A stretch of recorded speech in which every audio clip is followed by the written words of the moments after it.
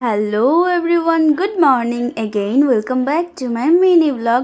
দেখো, আজকে সকাল সকাল একদম স্নান করে কিন্তু চলে এসেছিলাম ঠাকুর ঘরে।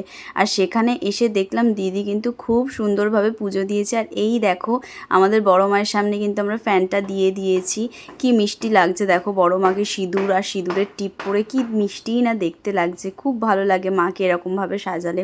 তারপর আজ ছিল আমাদের পাড়ার শীতলা পুজো, তো তার জন্য হচ্ছে এখানে ডালা রেডি করা হয়েছিল। এটা আমাদের আর এটা দীপেনদের। দুটো পুজোই আমাদের ঘর থেকেই যাবে। আমরাই কিন্তু দুটো পুজো করে নিয়ে আসবো, কাকিমা একটু ব্যস্ত বলে।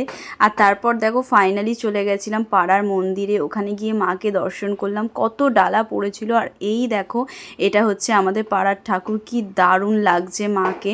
আর এই বছর জানো তো, আমরা মাকে একটা সোনার টিপ দিয়েছি। সেটাও মিনি ব্লগে আমি তোমাদের সাথে শেয়ার করব। সেটা এখনও পড়ানো হয়নি, এটা অন্য একজনেরটা পড়াচ্ছিল। সো আজকের মতো এতটুকু, দেখাবে নেক্সট মিনি ব্লগে।